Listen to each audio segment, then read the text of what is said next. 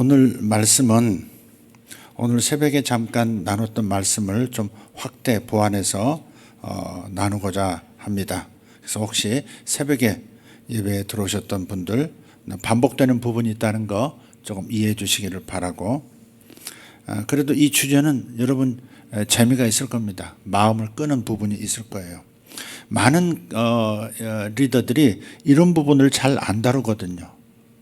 그래서 이런 부분은 조심스럽지만 우리에게 매우 유익하고 또 성경이 지지하기 때문에 이 주제를 오늘 나누기를 원하는 겁니다. 오늘 이 말씀을 듣는 이들에게 복이 있을 줄 믿습니다. 왜냐하면 하나님께서는 강단에서 말씀을 선포하게 하시고 그 선포한 말씀을 지켜주시거든요. 이루시거든요. 하나님은 말씀도 주시고 상황도 주시는 분이세요. 하나님은 말씀의 주인이시면서 상황을 만들어내시는, 상황을 이루어서 만드셔서 말씀의 성취를 보게 하시거든요.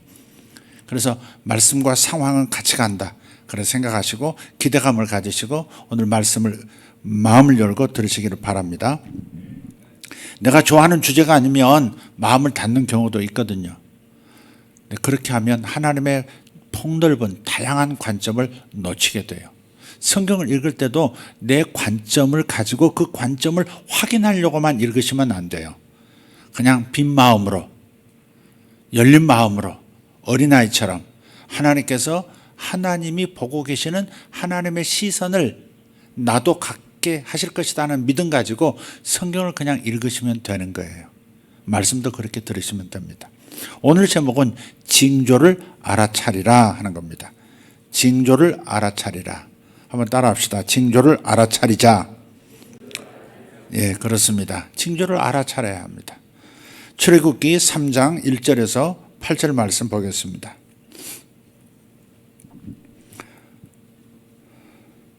같이 봉독합니다. 이제 모세는 자기 장인 곧 미디안의 제사장 이드로의 양떼를 지키더라.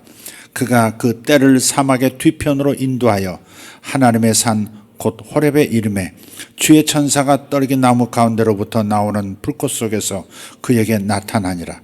그가 보니 보라, 떨기나무에 불이 붙었으나 떨기나무가 소멸되지 아니하였으므로 모세가 이르되 이제 내가 옆으로 가서 이 큰 광경을 보리라. 떨기나무가 어찌하여 타지 아니하는가 하였더라. 그가 보려고 옆으로 가는 것을 주께서 보시고 하나님께서 떨기나무 가운데서 그를 불러 이르시되 모세야 모세야 하시니 그가 이르되 내가 여기 있나이다 하거늘 그분께서 이르시되 여기로 가까이 오지 말라. 네가 선 곳은 거룩한 땅이니 네 발에서 신을 벗으라 하시고 또 이르시되 나는 내 아버지의 하나님 곧 아브라함의 하나님 이삭의 하나님 야곱의 하나님이니라 하시니라. 모세가 하나님 뵙기를 두려워하였으므로 자기 얼굴을 숨기니라. 주께서 이르시되 내가 이집트에 있는 내 백성의 고난을 분명히 보았고 또 그들이 그들의 작업 감독들로 인하여 부르짖는 것을 들었나니 내가 그들의 고통을 아노라. 내가 그들을 이집트 사람들의 손에서 건져내고 그들을 그 땅에서 데리고 올라와 아름답고 광대한 땅, 젖과 꿀이 흐르는 땅, 곧 가나안 족속과 헷 족속과 아모리 족속과 브리스 족속과 히위 족속과 여부스 족속의 처소로 이끌려고 내려왔노라. 아멘. 우리는 우리의 미래를 궁금해합니다. 사람이라면 자신의 미래, 자신의 내일을 알고 싶어져요. 그런데 그리스도인들은 미래를 미리 아는 방법이 있어요. 그리스도인들이 미래를 미리 아는 방법. 그 방법은 두 가지입니다. 구체적인 미래에 일어날 일을 아는 것을 말하는 거예요. 첫째는 성령의 감동을 받아서 알게 되는 겁니다. 예를 들어서 사도 바울이 이 배가 파산하게 될 것이다. 그러나 생명이 죽는 일은 없을 것이다 하는 말씀을 미리 받았듯이 성령의 감동을 따라서 미래를 알게 되었듯이 그것은 그 배의 미래만이 아니라 자신의 미래도 함께 했던 거죠. 성령의 감동을 받아서 알게 되는 거. 이게 첫 번째. 두 번째는 징조를 해석하는 겁니다. 첫 번째 것은 초자연적인 방식이라면 두 번째는 초자연적이라기보다는 좀 집중과 관찰 그리고 그 통찰과 함께 하는 직관이 좀 필요하면 되는 겁니다. 그래서 많은 이들이 하나님의 음성을 잘 못 듣겠습니다. 그런 분들이 계세요. 그런 분들에게 두 번째를 개발하기를 제가 권하는 거예요. 그 두 번째는 징조를 해석하는 거예요. 징조라고 하는 것이 뭐예요? 징조는 미래에 일어날 일에 대한 힌트입니다. 힌트가 어떤 일이 일어나기 전에 힌트가 다가와요. 힌트가 주어져요. 모세는 지금 광야에서 40년을 살았어요. 광야에서 자주 보는 광경 중에 하나가 메마른 덤불 같은 나무들이 뿌리가 뽑혀서 바람에 이렇게 휘말려서 날아가면서 그 뜨거운 열기에 자연적으로 불이 붙어서 불덩어리들이 굴러가 나가는 것을 자주 보는 거였어요. 근데 바로 이날은 달라 보이는 어떤 자연 현상이 생긴 거예요. 그것을 모세가 주목했습니다. 달라 보여요. 불이 붙었는데 왜 타지 않지? 연력학 제1법칙, 이 법칙 다 있지 않습니까? 한 에너지가 다른 에너지로 트랜스 하려면 어때요? 하나의 에너지가 소멸하고 다른 에너지로 변하는 거죠. 그러니까 열과 빛이라는 에너지가 나타난다는 것은 나무라고 하는 이 에너지가 소멸돼야 되거든요. 타야 되거든요. 이것이 없어져야 이 에너지가 나오는 거거든요. 그게 에너지 연력학 법칙 아닙니까? 그런데 불은 붙었는데 활활 타오르는데 이상하게 나무는 그대로라는 거죠. 잠깐 시선을 돌렸다가 저거 뭐지? 어떻게 불이 타는데 어떻게 나무는 안 타고 있지? 이런 일이 어떻게 있지? 그런 거죠.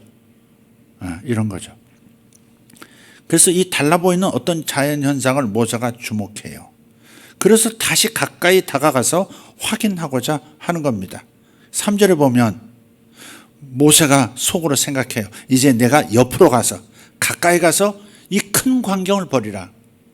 작은 일로 보지 않는 거예요. 징조를 알아차리는 사람은 그냥 우연히 스쳐 지나가듯이 벌어지는 일을 그냥 단순한 우연으로 보지 않고 무슨 의미가 있지? 이게 뭐지? 하면서 주목을 하는 거예요. 이건 누구나 알 수 있잖아요. 그죠? 예.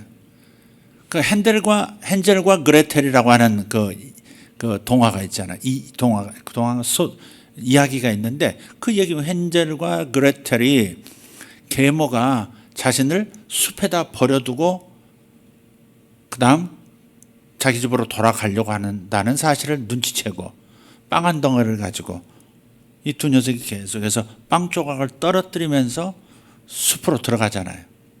그 빵 조각을 찾아서 다시 집으로 돌아오려고. 근데 그 이야기 속에서는 실패하죠. 왜? 새들이 그 빵을 다 주워 먹어버려요. 중요한 것은 핵심은 빵 조각을 따라서 집으로 돌아오겠다는 그 마음가짐, 용기를 잃지 않고 정신을 바짝 차리는 그 태도가 중요하다는 겁니다. 양자 역학 중에서 가장 신비한 물리적 현상이 있어요. 그게 얽힘 현상이라고 합니다. 동일시 법칙인데, 동시성 법칙인데, 함께 있던 두 입자가 몸 안에 어떤 원자가 있었어요. 근데 이 밀입자가 몸 바깥으로 나왔어요. 근데 이 두 밀입자가 갈라졌어요. 같이 있던 이 입자가 갈라져서 아주 먼 곳으로 하나는 날아가고 하나는 여기 있는 거예요. 근데 이렇게 아주 멀리 떨어져 있는 두 입자가 동시적으로 움직이는 현상. 여기서 돌면 그쪽에서 동시에 도는 거예요. 여기서 위로 올라가면 저쪽도 위로 올라가고요. 아래로 가면 거기도 아래로 떨어지는 거예요. 이걸 과학자들이 굉장히 많은 실험을 통해서 실제로 이 법칙이라고 하는 것을 알 수 없는 이 법칙이라는 것을 발견해냈죠. 그게 바로 얽힘 현상이에요. 아인슈타인은 유령 현상이라는 표현도 썼어요. 예, 그래서 이 한 입자가 어떻게 다른 입자의 움직임을 알아챘을까? 여기 있고 하나는 지구 반대편에 있는데 내 입에서 나간 공기 입자가 바람에 실려서 지구 반대편으로 갔는데 어떻게 그 입자가 여기서 지구 반대편에서 움직이는 그 움직임을 알아차리고 더 나아가서 그것을 알았다고 해도 동시적으로 어떻게 움직이는 것이 가능할까 하는 거예요. 그 이유는 무엇일까 또? 현대과학에서 그래서 가장 미스테리한 현상으로 꼽히는 것이 바로 이 얽힘 현상입니다. 예컨대 이런 거예요. 어떤 사람은 제가 그런 간증을 들었어요. 어떤 사람이 자기가 좋아하는 옷을 큰맘 먹고 사서 입었어요. 그랬는데 바로 그 후부터 금전적인 수입이 확연하게 늘더라 하는 거예요.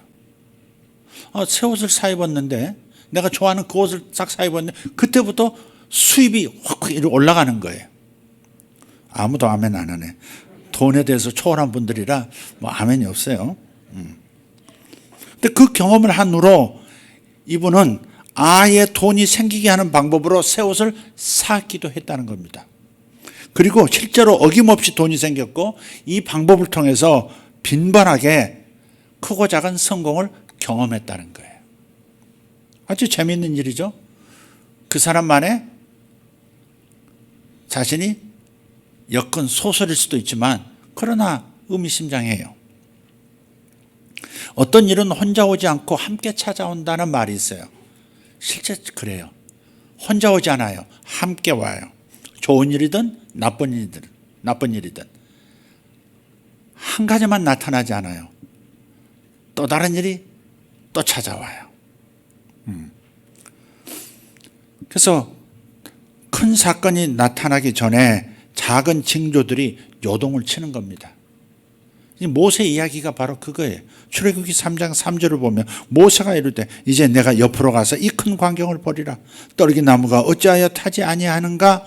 어떤 사인, 하나님의 어떤 탁하는 신호음으로 읽는 거죠. 이게 뭐지? 하는 거예요. 징조가 있었고 모세는 그 징조를 깊이 생각해 숙고해요. 이것이 징조를 따라가는 거예요. 하나님이 일으키신, 하나님이 보내신 사인을 따라가는 거예요. 내가 어떤 목적지를 찾아갈 때 계속 내비를 보면서 가죠. 그렇듯이 무엇인가 어떤 미래에 일어나야 할 나를 위해서 예비하신 일을 내가 현실 속에서 경험해야 되는데 하나님은 미리부터 사인을 주신다. 징조를 주신다. 그 징조를 알아차리고 따라가면 하나님이 예비하신 그 현실 속으로 들어가게 된다는 얘기입니다. 모세가 지금 그런 거예요. 창조세계는 징조를 보여주는 통로입니다. 창세기 1장 14절에 그렇게 말씀해요. 한번 같이 읽어볼까요? 하나님께서 이르시되 밤에서 낮을 나누도록 하늘의 궁창에 광채들이 있고 또 그것들은 표적들과 계절들과 날들과 해들을 나타내라. 이렇게 주님이 명령하시는 거예요. 자연 만물의 모든 크고 작은 현상들 속에 하나님의 징조들이 있도록 한다는 거예요. 하나님의 어떤 뜻, 하나님의 의지, 하나님의 어떤 준비하심을 나타내는 방편, 통로로 삼도록 하겠다는 겁니다. 자연 만물 안에는 내 삶의 주변에는 하나님의 주시는 징조들로 가득한 거예요. 우리가 할 일은 알아차리는 겁니다. 그래서 자연 세계는 매일 하나님의 징조를 보여준다. 그렇게 생각하십시오. 여러분의 삶의 주변에서 항상 하나님의 징조들이 나타난다. 그렇게 생각하시라고요.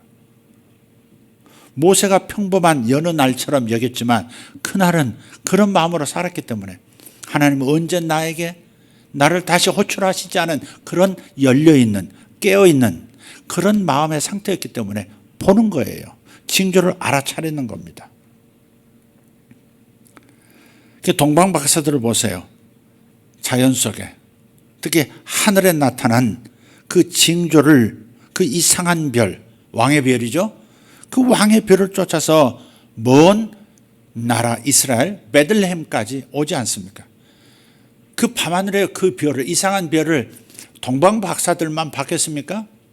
수많은 사람들이 동일하게 봤겠죠. 볼 수 있었죠.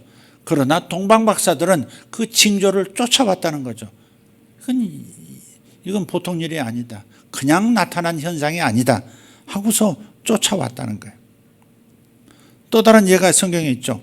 사무엘 선지자가 사울이라고 하는 젊은 청년을 만나는 이야기입니다.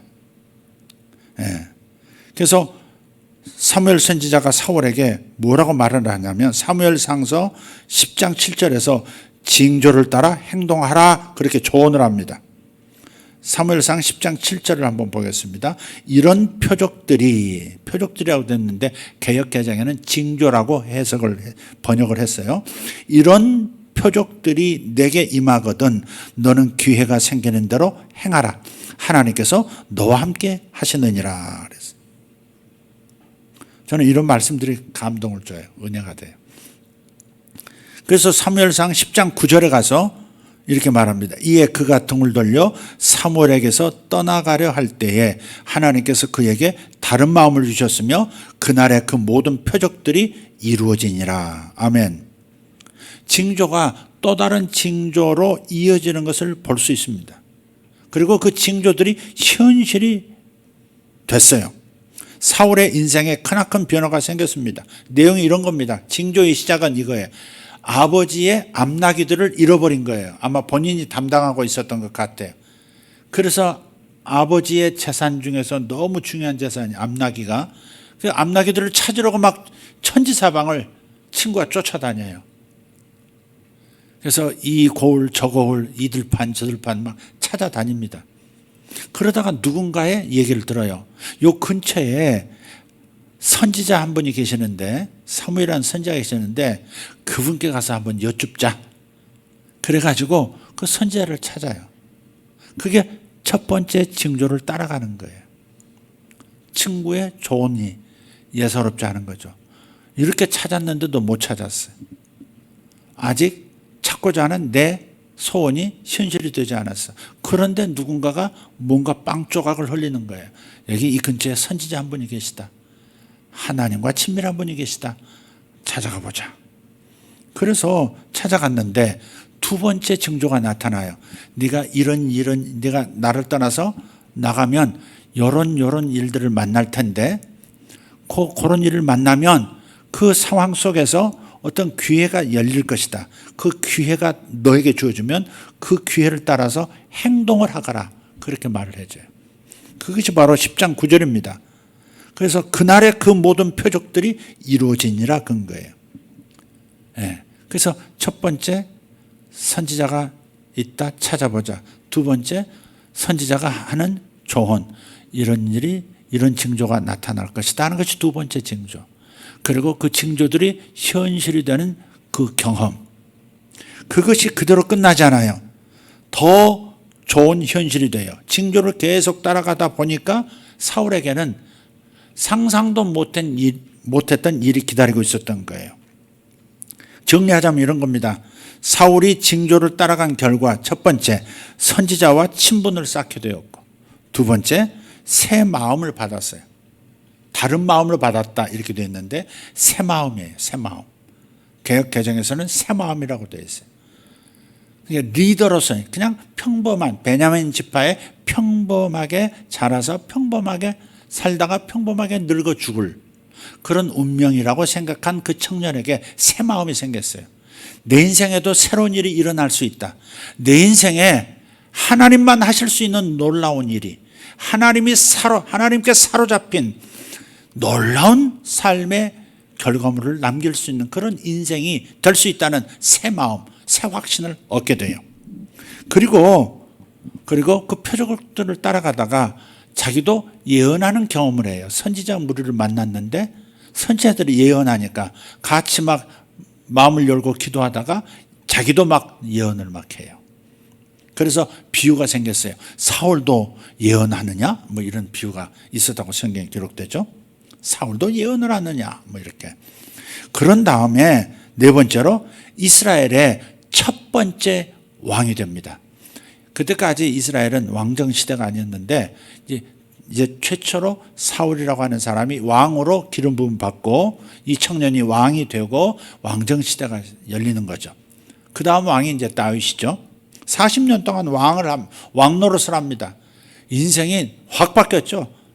암나기 찾다가 어떤 징조들을 따라갔는데 그 징조는 자신의 미래의 어떤 변화를 가져다 줄 것 같은 바로 그 징조를 따라가다가 왕까지 되는 거예요. 그래서 우리 삶에는 항상 미래에 대한 하나님의 사인, 하나님의 주시는 징조가 있다, 그렇게 생각하라는 겁니다. 좋은 일은 좋은 일대로, 심지어 나쁜 일은 나쁜 일대로 징조가 있는 법입니다. 좋은 징조는 기대하면서 받을 준비를 하면 되는 것이고, 좋지 않은 징조는 조심하면서 피해야 합니다. 그런 징조가 나쁜 징조가 나타난다는 것은 피하라는 하나님의 또 다른 신호음이죠. 미리 알아차리고 피하라는 거죠. 네. 오늘 어떤 형제에게서 전화를 받았어요. 그 형제가 새로운 사업을 시작해서 현재 하는 사업도 잘 되는데 새로운 사업을 막 시작했는데 그 사업 현장에 누군가가 왔는데 그 자기하고 있던 그 시간에 그분이 그냥 쓰러졌다는 거예요. 젊은데 쓰러져서 호흡이 멈추고 심정지가 되어버렸대요. 다른 말로 죽었어요. 급하게 119에 연락을 해서, 오늘 있었던 일입니다. 연락을 해서 119 요원들이 흉부 압박을 하면서 인공호흡을 시도했고 다시 호흡이 돌아왔어요. 심장이 다시 뛰기 시작한 거예요. 그래서 병원으로 옮겼대요. 근데 얼마 전부터 자꾸 이런 생각이 들더랍니다. 그러니까 나쁜 짓 하면 안 돼. 이 사업은 잘 되는데 돈을 막 엄청 벌고 또 볼 기회들이 또 생기고 또 새로운 연달았던 사업이 이렇게 열리고 있는데 내가 그러다 보니까 내가 주일 성수를 못하고 있구나. 주일에도 돈 버는데 내가 집중하고 있구나. 하나님께서 그렇게 사인을 주시더래요. 근데 한 번이 아니고 몇 차례 이렇게 너 예배자가 돼야지. 예배자가 돼야지. 주일마저 예배를 놓치면 되나. 그러다가 지금 이 일이 생겼다는 거죠. 목사님, 그래서 기도해 주시라고 전화드렸습니다. 그래서 제가 얘기했어요. 첫째, 하나님께서 미리 내 마음에 깨달음을 주셨으니 그것을 지키기로 오늘 결심해라. 아무리 돈이 쉬는 날에도 돈이 막 들어올 수 있는 기회가 돼도 주일 정도는 하는 걸로 결정을 해라. 주님을 예배하는 것이 첫째지. 네, 첫째지. 그래서 하나님 주신 마음을 따라서 주일이라는 기회가 열리면 반드시 예배를 드려라. 자, 두 번째, 나쁜 일은 혼자 오지 않을 수 있다. 또 다른 더 나쁜 일이 함께 올 수도 있다. 그러니 내가 이것을 준비해야 된다. 준비하는 것이 첫 번째 주일 성수고, 두 번째 뭘까요? 생각이 견고해져야 한다. 마음이 흔들리면 안 된다. 이 일은 로마서 8장 28절의 말씀을 붙잡고 나쁜 일은 좋은 일로 바뀔 것이고 좋은 일은 더 좋은 일로 바뀌도록 하나님께서 합력하여 선을 이루어 주실 것이다. 아멘. 그래서 그 말씀을 붙잡고 더 이상 나쁜 일이 일어나지 않을 것을 기대하면서 조심스럽게 근신한 마음으로 지금 하루하루를 보내라. 제가 이렇게 말씀했어요. 그리고 그 자리에서 이제 기도해주고 더 이상 나쁜 일을 일으키는 사탄의 세력들은 끊어질지어다 하고서 축사하고 그래서 기도를 마쳤습니다. 그러니까 나쁜 일은 나쁜 일대로 징조가 있다는 걸 꼭 생각해야 돼. 그럼 피하라는 것이지 나쁜 일이 일어날 것이다. 운명적인 마치 반드시 일어날 것이다 라고만 하나님이 보여주시는 게 아니에요. 좋은 일은 반드시 좋은 일의 징조가 있고 나쁜 일은 일어나기 전에 나쁜 일에 대한 징조를 하나님은 내 삶의 주변에서 만물 가운데서 내 심령에 반드시 알려주신다. 중요한 것은 내가 알아차리고 반응하느냐 못하느냐의 문제다 하는 것입니다. 자, 그래서 모세는 나타난 징조를 눈여겨보았고요. 그리고 기회를 따라서 움직였습니다. 그 결과로 첫째, 하나님이 보내신 천사를 보게 됐고요. 천사 경험을 하게 됐고, 두 번째는 하나님의 음성을 듣게 됐습니다. 하나님의 음성을 듣게 됐어요. 세 번째는 자기 운명, 자기 부르심의 운명적 부르심, 즉 사명을 알게 됐고, 네 번째, 그 사명을 감당하게 하는 능력을 그 자리에서 받았습니다. 예, 지팡이가 뱀으로 변하기도 하고 뱀이 지팡이로 다시 돌아오는, 그리고 그 지팡이를 가지고 애굽에서 이적을 일으키는 그 능력의 도구를 받은 것이죠.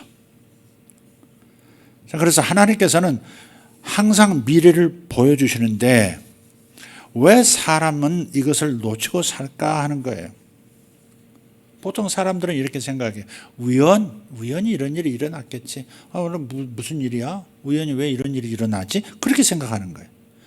세상에 우연이라는 것도 있긴 있어요. 하지만 우연이 반복된다든지 우연처럼 보이는 이 현상이 유난히 가슴에 닿고 눈길을 끈다면 그것은 결코 우연이 아닐 수 있다는 겁니다. 하나님의 알려주시는 징조일 수 있다는 거예요.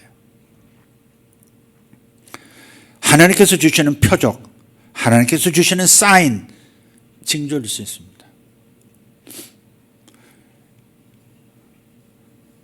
이틀 전에 제가 꾼 꿈의 징조가 있었어요. 이틀 전에 꿈을 하나 꿨어요. 새벽에 호랑이가 나타났어요. 근데 흉악한 호랑이인 거예요. 막 으르렁거리는데 그 큰 소리를 내면서 사람들을 물어 죽이는 거예요. 그런데 두어 차례 그 일이 반복돼요. 두어 차례 그 일이 반복돼. 두어 차례라면 2번에서 3번 정도 그 일이 반복됐어요.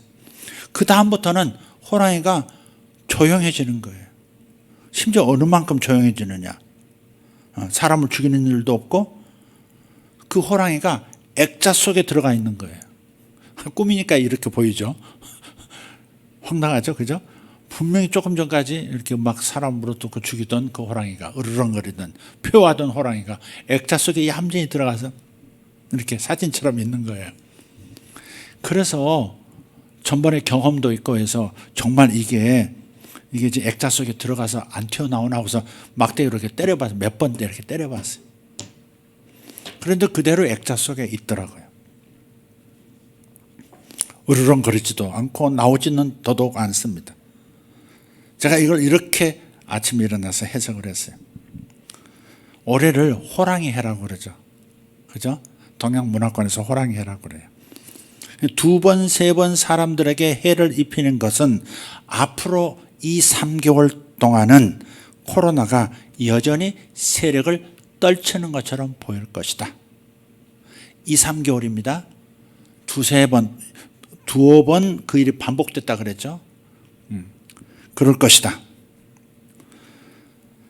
하지만 호랑이가 이내 곧 잠잠해지고 액자 속으로 사라지는 것은 2, 3개월이 지난 다음부터는 더 이상 해를 끼치지 못하는 상태가 된다는 것을 뜻하고 마침내 역사 속에 기억으로만 남게 될 것이다 라고 하는 겁니다. 막대기로 액자를 두드려 보는 것은 뭐냐?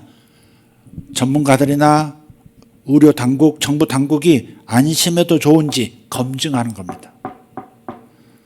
이때쯤에는 이렇게 일상으로 돌아가는 것이 가능할까? 더 이상 이렇게 크게 악화되거나 다시 창궐하거나 그러지는 않을까 하는 그런 것들을 여러 가지 차원에서 검증해 보고 확신을 얻고 이제는 일상으로 정말 돌아갈 겁니다. 제가 이렇게 해석하게 된 계기가 있습니다. 꿈 해석은 코에 걸면 코골이, 귀에 걸면 귀골이라 하는데 그러나 많은 경험을 해보면서 맞을 겁니다. 이유가 있어요. 첫 번째 징조는 뭐냐? 작년 말 정도, 중반에서 말년에 빌 게이츠라고 하는 분이 이런 말을 했습니다. 2022년, 내년이 되면 코로나는 종식이 될 것입니다라고 단언적으로 얘기를 하는 거예요. 저는 그 사람의 말을 그냥 가볍게 듣지 않았어요. 제 마음에 품고 있었어요. 저런 사람이라면 세상에 첫 번째, 두 번째 가는 부자고 사업가고 어마어마한 지구촌에 영향을 끼쳤던 인물인데 저 사람 앞에 도달하는 정보라는 것은 최고의 가치를 지닌 정보들만 도달할 거예요. 그 아래서 다 걸르고 해석되고 다 해서 추려서 에센스만 그가 정보를 취하게 되는 것이고, 그것을 입으로 한마디로 발설한다는 것은 자기 시각에서 최고의 정보를 취득할 수 있는 정점에 있는 사람으로서 이게 한마디 한다고 하는 것은, 그것은 굉장히 큰 확신 가운데서 말하는 걸 거예요. 물론 다른 의료인들이라든지 과학자들은 아니다, 2024년 가야 겨우 이렇게 종식될 것이다. 왜냐하면 계속해서 변이가 나타날 것이고 어쩌고 막 했어요. 그런데 그 가운데서도 빌 게이츠는 그렇게 얘기를 하는 거예요. 저 사람의 정보력으로 저렇게 말하는 것은 의미가 있다. 저는 그렇게 받아들였고요. 그것이 마음속에 있었고, 두 번째 이유는 독일 의사의 탄성의 목소리입니다.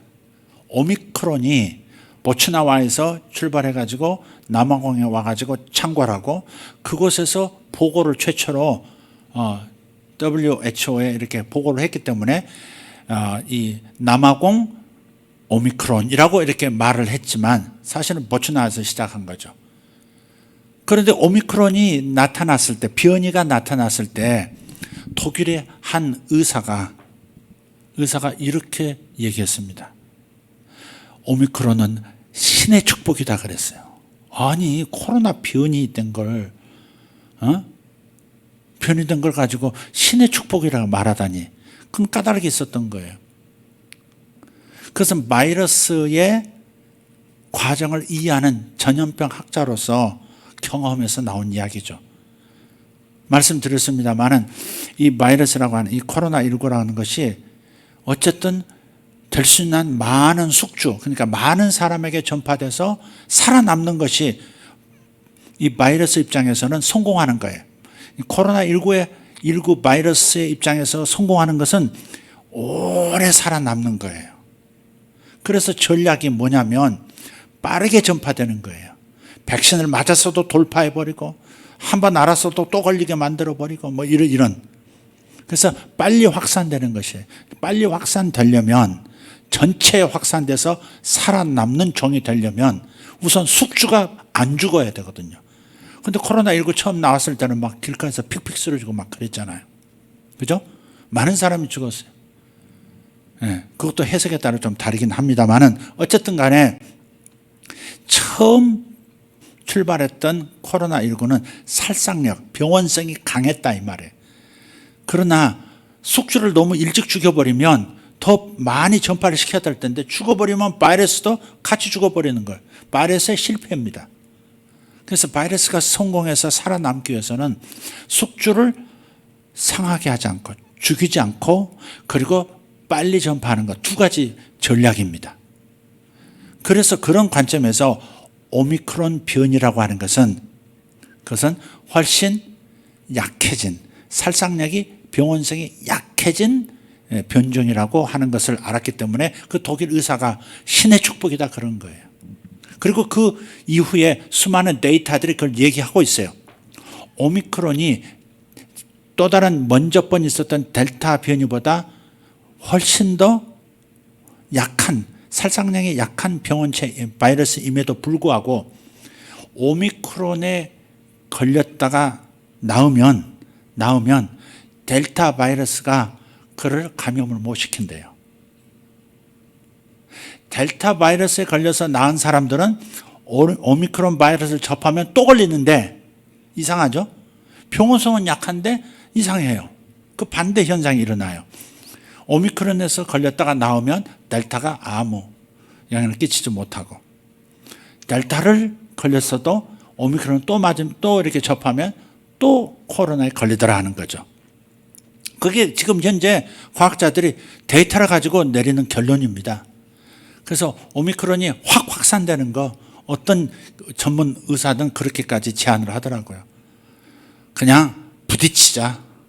오미크론 정도면 거의 죽는 사람 없으니까 그냥 확 부딪혀버리자. 백신 맞아서 부딪히지 말고 그냥 부딪혀버리자. 최소한 지금 세 번째가 되었는데, 세 번째는 노바백스 백신이 지금 출시가 됐거든요. 그 RNA 방식이 아니라 그 새로운 기술 방식으로 지금 화이자, 모더나, 아스트라제네카 다 나와, 얀센까지. 근데 부작용이 지금 많잖아요. 그런데 그게 이제 새로운 기술을 가져와서 임상도 10년, 20년씩 해야 될 문제인데 그냥 단 뭐 3개월 만에 FDA에서 그냥 인정을 해버렸잖아요. 그 부작용이 많아요. 자, 그런데 이 방식은 DNA 방식이라고 기존 독감이라든지 다른 백신을 만드는 방식을 썼기 때문에 근데 대신 시간은 오래 걸린대요. 그래서 인제서 나오는 거예요. 노바 백신이. 그래서 아직 그 다른 백신에 대한 두려움이 있었던 분들, 그래서 안 맞았던 분들은 이제 노바 백신을 좀 훨씬 더 안전하다고 알려진 그 방식의 노바백스 백신을 맞는 거. 뭐 그게 이제 생긴 거죠. 더군다나 동시에 지금 2월 14일부터 화이자에서 만든 치료제, 그거 먹으면 80% 90%까지 위중증 환자로 안 가더라 하는 임상도 있어요. 그러니까 뭐 심하게 뭐 상황이 되어도 걸렸어도 일단 치료자가 일단 우리에게 주어졌으니까 노바백신을 통해서 일단 1차 방어하고 그다음에 치료제가 있고 더더군다나 무엇보다도 오미크론이라고 하는 이것이 확산이 전염력이 10배, 20배 빠른 거예요. 그래서 미국, 영국, 뭐 유럽 이런 데가 벌써 오미크론이 대개 90% 이상 대세랍니다. 델타에 의해서나 또 우한 그 바이러스에 감염된 사람이 거의 없고 90% 정도가 오미크론에 의해서 지금 감염이 된다. 그래서 확진자는 20만 명, 미국은 하루에도 20만 명, 30만 명이 확진자랬는데 그러나 사망자라든지 위중증은 현저하게 떨어졌고 사망자는 거의 없는 상황으로 가고 있다. 그래서 독일 의사가 미리 그렇게 감탄을 한 거죠. 신의 축복이, 하나님의 축복이다. 그런 것. 전문가만 할 수 있는 얘기죠. 근데 이런 정황들이 제가 그 꿈을 오늘 호랑이가 잡고 뭐 이렇게 여러 사람을 살상하고 2, 3개월 뒤에 이렇게는 갑자기 그냥 사라지듯이 끝났다. The end of the world. 이렇게 할 것이다 라고 말하는 배경이 되는 겁니다. 믿든지 말든지 주여. 그리고요, 이 꿈의 해석과 이 선포가 다시 또 하나의 징조가 된 이야기가 있어요. 그 얘기할게요. 꿈 얘기를 계속해서 좀 그런데, 자, 제가 이 꿈을 꾸었던 날 저녁에 한밤중인데 한 목사님이 저에게 전화를 하셨어요. 이름하여 유자, 석자, 근자. 그 유석근 목사님이 아리랑 민족을 쓰신 유석근 목사님이 코로나에 걸리셨었대요. 지난 연말 코로나에 걸리셔가지고 몹시 고생을 하셨대요. 본인은 안 맞으셨는데 그래서 그런지 그냥 너무 물론 병원에 가서 뭐 호흡기 꽂고 뭐 이런 거 아니고 집에서 그냥 있었는데 너무 그냥 끙끙 앓았대요. 그리고 지금은 이제 겨우 이제 회복되는 단계에서 지금 목사님한테 전화하는 겁니다. 그러는 거예요. 그래서 그렇게 어지러운 상황이었기 때문에 올해가 소위 말하는 호랑이 해였던 것을 몰랐대요. 근데 왜 전화를 했느냐? 내가 아침에 호랑이 꿈을 꾸고 뭐 했던 바로 그날 저녁인데 그분이 호랑이 꿈을 자기가 꿨다는 거예요. 근데 해석할 수가 없어가지고 페북에까지 올려놨더라고요. 누가 해몽 좀 해주세요. 그렇게 목사님 올려놨더라고요. 근데 아무도 제대로 해석하는 사람이 없어요. 그래서 이제 전화를 해가지고 목사님, 제가 이게 개꿈입니까? 이게 뭡니까? 해몽 좀 해주세요. 그래서 제가 그런 얘기를 했어요. 꿈의 내용이 뭐냐? 본인이 길을 가고 있는데 큰 호랑이 한 마리가 같이 가고 있더랍니다. 근데 같이 가는 호랑이한테 뭔가 먹을 것을 입에다가 잔뜩 넣어줬대요. 그리고 그 장면이 바뀌어서 본인이 침대에 이렇게 엎드려 있었고 그런데 그 옆에 호랑이가 또 똑같은 자세로 엎드려 있다라는 거예요. 같이 엎드려 있는 거예요. 근데 자기 생각에는 애완견 같이 있더라. 애완견 같더라. 느낌 있고 애완견 같더라. 그리고 역시 그 호랑이 입에다가 무엇인가를 먹을 것을 넣어줬습니다. 꿈에서도 반복은 의미가 있죠. 그리고 본인 팔 하나를 호랑이 등에 탁 올려놓고 있었다는 거예요. 아주 친한 애완견처럼. 그런데 꿈에서 깨어나서 이게 뭐지 하고서 그날 오후 거실에 있는 TV를 보고 있는데 TV에서 호랑이들이 잔뜩 나오는 그런 상품 광고가 있더래요. 웬 호랑이들이 이렇게 광고에 많이 나오지? 그랬더니 이제 누군가 알려주고 올해가 호랑이 했잖아. 그러니까 호랑이 가지고 지금 광고하는 거예요. 그렇게 하신 거예요. 예. 그제서야 올해가 호랑이 해인 걸 알았다. 근데 오늘 아침 이 꿈이 뭐지? 내가 이 TV 이걸 보려고 호랑이 꿈을 꿨나? 이렇게 생각을 했다는 거예요. 자꾸 궁금해서 그래서 전화를 한 거예요. 제가 말씀드렸어요. 요약하자면 이렇게 말씀드려요. 목사님, 올해는 목사님에게 최고의 해가 될 겁니다. 내 인생에서 가장 좋았던, 더할 나위 없이 좋았던 해였다라고 연말이면, 올해 연말이면 고백하게 될 겁니다.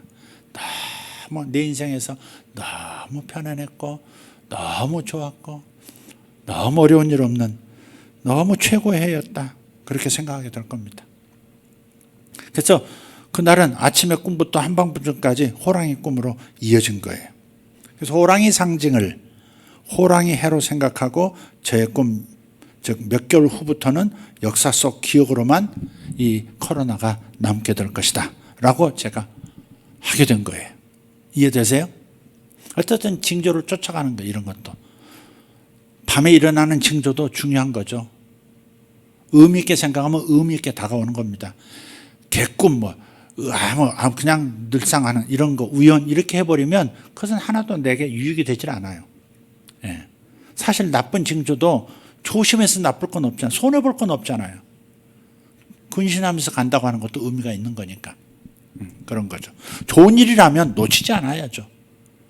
하나님의 보내는 사인이 하나님의 이 딱 하고 이렇게 주목 이렇게 어텐션 하시는 그 징조들을 놓친다는 것은 바보짓인 거예요. 성경도 그렇고 우리의 현실도 그렇습니다. 그래서 징조라고 하는 것은 우리가 알아차릴 수 있도록 반복해서 나타난다 하는 점을 아는 것이 중요합니다. 자연을 곰곰이 살펴보면 한 가지만을 일으키지 않아요. 봄의 따뜻함이라는 기운은 그 기운은 한 나무에게만이 아닌 모든 나무에게 동시적으로 변화를 일으키죠. 개복숭아 나무 가지만 건드려서 꽃을 피우고 싹을 틔우는 것이 아니에요. 물풀의 나무에도 버드나무에도 참나무에도 봄의 기운은 나타나는 거죠. 그래서 어떤 한 지역적으로만 단순하게 나타나서 사라지는 것이 아니라 여러 군데서 징후들, 봄의 기운이라는 징후를 알 수 있도록 만들어주는 하나님의 징조들이 있다는 것이 태풍이라고 하는 걸 생각해 보세요. 내 몸만 가볍게 들었다 놓고 지나가 버리는 겁니까? 그렇지 않죠. 태풍도 집단으로 바람을 일으켜서 주변의 모든 나무들을 흔드는 것이에요. 하늘에서 떨어지는 비는 내 손바닥 위에만 내리다가 사라지지 않아요. 땅에만 내리지 않고 일대를 뒤엎습니다. 그래서 징조는 한 번만 나타나지 않는다라고 제가 말씀을 드리는 겁니다. 중요한 것은 깨어 있어야 된다는 거예요. 하나님의 징조를 놓치지 않겠다. 하나님은 사인을 보내고 계시는데 하나님의 사인은 놓치지 않고 내가 미래를 준비하겠다. 하나님께서 미래에 대한 힌트를 주고 계시는데 그 힌트를 잘 잡고 따라가야 되겠다. 그게 사무엘이 사울에게 한 말이잖아요. 이런 징조가 나타날 텐데 징조를 따라 기회가 생기면 그 기회대로 행하라 그랬잖아요. 그렇게 하는 거예요. 그 전에 간증 들었지만 이종민 집사님 이렇게 아파트 대장동들 아파트를 얻게 된 과정에서 너무 재미있는 사인들이 있었고 그 사인들을 따라가다가 그 취득을 청약 가지고 그 청약도 종류를 바꿔가지고 집을 얻기도 하시고 그렇게 하잖아요. 그러니까 참 재미있는 일이죠. 재미있는 일이. 그래서 알아차린 이게 깨어 있어야 알아차림이 가능하다. 이걸 놓쳐서는 안 돼요. 오늘 새벽에도 드렸던 말씀인데 어떤 분이 자기 통장에 돈이 제법 큰 돈이 들어왔더래요. 아니 이 돈이 갑자기 어디서 이렇게 들어왔지?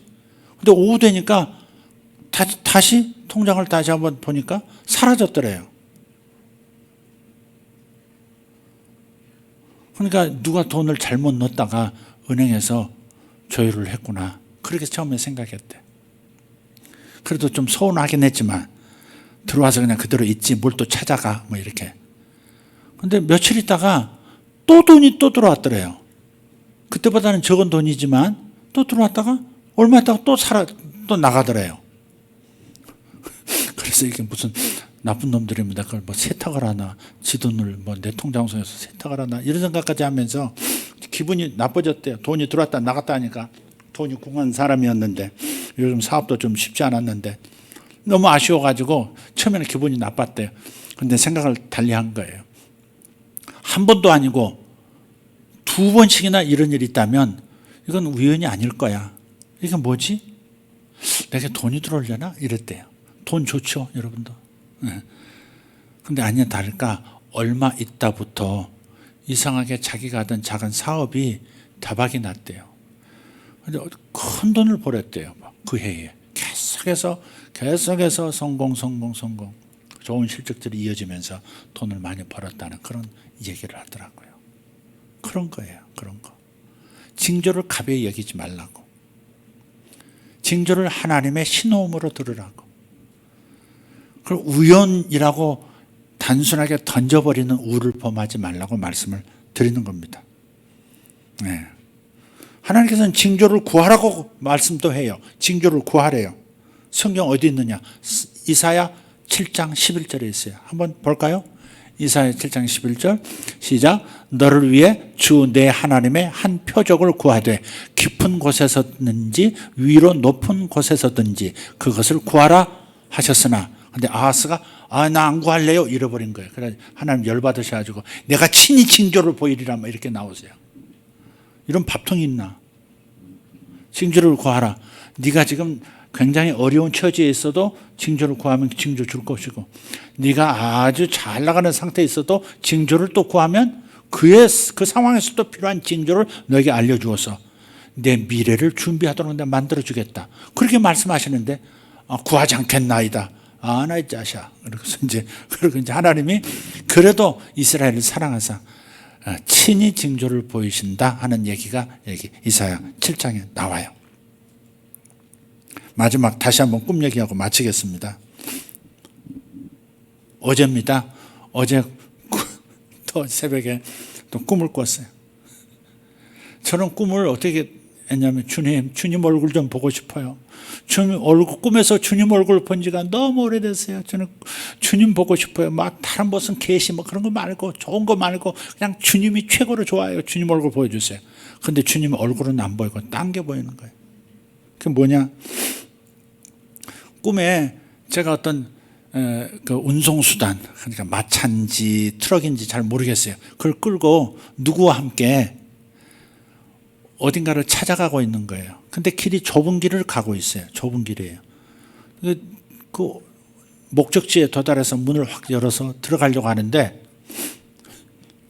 다 왔다 해서 들어가려고 하는데 갑자기 내가 가지고 왔던 그 마차 안에 쇠창살이 있고 그 쇠창살에 큰 사자가 이렇게 앉아 있는 거예요. 그러면서 목소리가 들려요. 너 너무 나대면 물린다. 이러는. 너 너무 나대면 물린다. 그래서 깜짝 놀라가지고. 근데 여기가 아니네. 그래서 다시 길을 바꿔가지고 뒤로 해서 갈림길이 있었는데 그 갈림길로 다시 왔어요. 갈림길에서 다른 쪽 길을 선택해서 올라갔더니 그 도착해서 문을 열었더니 거기에 정육점이 있는 거예요. 작은 정육점이 있고, 정육점에서 뭐라 그러나 정육점 주인께서 뼈에서 이렇게 살을 발라내는데 보니까 소고기더라고요. 소고기인데 큰 덩어리는 아니지만 작게 이렇게 발라내는 그 살들이 너무 신선하고 너무 그냥 씹어 먹었는데, 저는 생으로 못 먹거든요. 육회 못 먹어요. 그런데 입으로 그냥 씹어 먹어도 굉장히 좋을 것 같은 신선하고 질이 좋은 고기더라고요. 근데 그분이 이게 살을 발라내면서 그렇게 얘기하는 거예요. 이건 주의 종들이 잡수셔야 할 소고기입니다. 그러면서 자르고 있어요. 그래서 끝. 근데 새벽 예배 마치고 집에서 잠시 쉬는데 아내가 그렇게 얘기하는 거예요. 제 집사람이. 오늘 그 목사님들 오시는데 늦지 않게 가세요. 그러는 거예요. 그리고 가만 생각하니까 그렇지. 오늘 인천에서 2분 목사님이 날 새해 인사 온다고 그랬지. 그래서는 이제 부랴부랴 준비해가지고 만났어요. 만났는데 이게 오셨으니까 식사 대접을 해야 될 거 아니에요. 아예 처음부터 이게 주차도 어려우니까 식사하러 가자. 그래서 제 차를 따라오세요. Follow me. 따라와. 근데 제가 어디로 갔냐면, 제가 대부분 고기 좋아하시잖아. 근데 고기보다도 내가 오늘은 고기 뭐 이렇게 먹고 싶지 않아가지고, 이쪽 이제 작게 회를 이렇게 떠주고, 이렇게 스키다시도 많이 나오는 작은 그런 횟집이 있어요. 요 먹자골목 쪽에. 거기를 가서 차를 대고서 보니까 문 닫은 거예요. 그래가지고 할 수 없이 그냥 다시 시동 걸면서 뒤따라온 목사님들한테 얘기했어요. 그냥 여기 갈비탕이나 먹읍시다. 그래서 그 앞에 있는 갈비탕 집으로 다시 차를 몰아가지고 갔어요. 그리고 이제 가만히 그러면서 생각한 거예요. 아, 그렇죠. 오늘 아침에 주의 종들이 잡수실 고기입니다. 분명히 그랬는데 처음부터 얘기 왔으면 될 걸. 굳이 또 내가 그거 안 먹기 싫다고, 머리에 떠올랐지만 먹기 싫다고 그리웠던 것이 내 실수였구나, 이런 생각도 하면서 그분들 식사 대접하고, 그리고 카페 가서 차 한잔 마시고, 그러면서 제가 생각하는 거예요. 여기까지 아침의 꿈이 오늘 만남과 이런 장소에서 식사하게 될 것이다 하는 징조의 일부였지만, 여기서 목사님들을 만난 것조차도 징조다. 근데 뭐가 징조냐? 목사님 두 분이 이제 인사를 나누면서 한 분이 올해 집회를 좀 인도해 달라고 작년에도 부탁하러 왔었거든요. 직접 왔거든, 그 두 사람이. 근데 내가 답을 안 했어요. 안 했는데 올해는 두 번째 찾아오시고 그래서 그럼 합시다. 그래서 2월 둘째 주에, 2월 넷째 주에 하기로 하고, 그리고 그날 다른 곳 울산에 있는 교회에서 또 얘기가 있어서 2월 둘째 주에도 집회를 울산에서 하기로 했어요. 그래서 2월 달에 두 번의 집회가 있습니다. 그리고 또 생각하는 거예요. 왜 1월 달에, 지금 1월이 채 가기도 전에 두 군데서 이렇게 집회를 하게 됐을까? 물론 내가 결정한 거지만 하게 됐을까? 그것도 하나의 또 사인일 수 있다, 이 말이에요. 그렇게 생각하고 묵상하는데 올해는 집회가 많을 것이다, 그런 마음을 주시더라고요. 1월 달에 두 번이나 된다면 올해는 집회가 많을 것이다. 지금 팬데믹 상황 때문에 어려운데 그 생각도 했지만, 그러나 먼저 주셨던 어떤 방식으로 어느 속도로 이 코로나 정황이 종결될 것이다 하는 것을 제가 이해했기 때문에, 올해 집회도 있을, 국내 집회도 있고 외국 집회들도 많이 있겠구나, 그렇게 사인으로 받았습니다. 어쨌든 제 얘기입니다만은, 여러분은 여러분의 방식대로 하나님께서 징조를 보여주실 것이고, 여러분이 알아차리고 그 징조를 주목하고 따라가고 기회를 봐서 행동하기로 결정한다면 많은 일들이 일어날 것입니다. 여러분의 좋은 일들은 더 많이 일어나기를 바라고, 나쁜 일들이 징조로 나타난다면, 그렇다면 여러분들 조심하고 근신하고 또 깨달아서 그런 일이 벌어지지 않도록 막는 지혜로운 우리 성도들 되기를 바랍니다. 여러분이 하나님의 음성을 직접 들어서 한 미래에 대한 힌트를 얻는 것이 쉽지 않을지라도 이미 나타나고 있는 징조를 알아차리는 것은 쉽지 않느냐, 이 말이죠.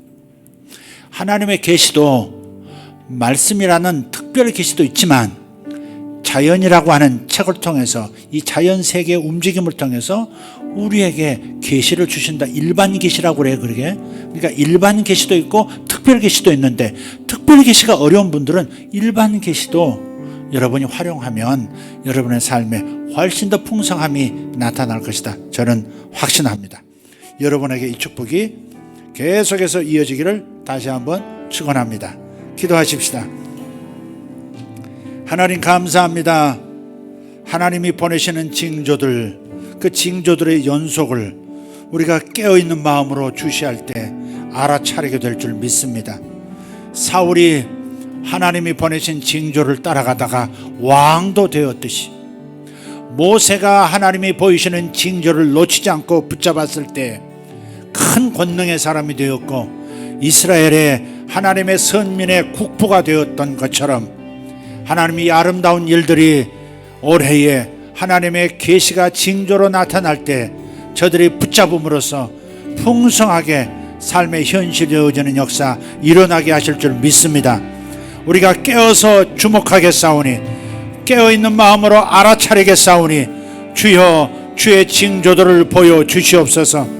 나에게 나타나야 할 하나님의 계획들, 하나님의 목적들이 징조와 함께 나타날 때 다 알아차리는 성도가 되도록 저들의 마음을 활짝 깨어나게 하여 주시옵소서. 예수님의 이름으로 기도하옵나이다. 아멘. 두 손 들고 주여 주여 주여. 감사합니다 우리 하나님, 감사합니다 우리 하나님. 역사해 주심을 감사합니다. 우리에게 하나님의 징조들을 주심을 감사합니다.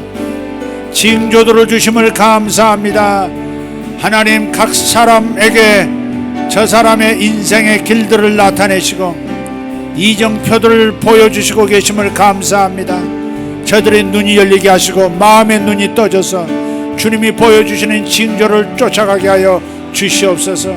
위대하신 하나님, 자신에게 나타난 징조를 가벼이 여기고 다음을 준비하지 않는 미련한 처녀 같은 사람들 되지 않게 하여 주시옵소서. 등잔도 준비하고 기름도 넉넉하게 준비하는 아버지 하나님, 그러한 다섯 처녀의 축복이 있게 하여 주시옵소서. 등잔은 이수대 여분의 기름을 준비하지 아니한 미련한 다섯 처녀 우리와 상관없게 하여 주시옵소서. 인생 길목마다 나타나셔서 징조와 표적을 우리에게 보여주시고 당신의 사인을 쫓아오라고 신호음을 보내시는 주님의 사랑을 감사드립니다. 기대합니다. 하나님의 징조를 기대합니다. 하나님의 징조가 내 주변에 이미 나타나 있는 것을 보게 하여 주시옵소서. 내일도 하나님의 징조가 나타날 겁니다. 모레도 하나님의 징조가 나타날 겁니다. 다음 주에도 하나님의 징조가 나타날 겁니다. 동방박사가 별들을 쫓아간 것처럼, 그리하여 주님을 만나게 된 것처럼 하나님, 저들이 따르는 자, 쫓아가는 자, 알아차리고 붙잡는 자들 되게 하여 주시옵소서. 주님 감사합니다. 위대하신 하나님을 찬양합니다. 주여 감사합니다. 주여 감사합니다. 주여 감사합니다. 위대하신 하나님 감사하고 감사합니다. 주여 감사합니다. 주여 감사합니다. 주여 감사합니다. 주여 감사합니다. 위대하신 하나님 찬양합니다. 찬양합니다. 징조를 구하세요. 징조를 알아차리겠사오니 주여 징조를 보여주시옵소서. 징조를 나타내 주시옵소서. 그리고 구하십시오. 징조를 알아차리는 마음의 눈이 떠지게 하여 주시옵소서. 그런 직관이 열리게 하여 주시옵소서. 주님 도와주시옵소서. 우리의 눈을 열어주시옵소서. 지혜와 계시의 영을 우리 안에 충만하게 하여 주시옵소서. 하나님의 예비하신 성도들을 향해서 준비하신 기업의 크심과 그 위대함이 얼마나 많은지 계시와 지혜의 눈을 떠서 보게 하여 주시옵소서. 주님 감사합니다. 큰 일을 이루실 것을 믿습니다. 내 인생에 큰 일을 이루실 것을 믿습니다. 우리 교회에 크고 아름다운 일을 이루실 것을 감사드립니다. 위대하신 하나님 감사합니다. 2022년 계시가 갑절로 부어지는 해, 징조가 하나님 갑절로 나타나는 해 되게 하실 것을 믿습니다. 주여 감사합니다. 저희가 준비되었나이다. 보겠나이다. 듣겠나이다. 따라가겠나이다. 그 일을 따라 행하겠나이다. 징조를 주시옵소서.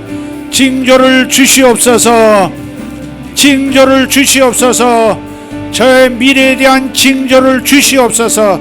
저의 새로운 운명에 대한 징조를 주시옵소서. 주여 감사합니다.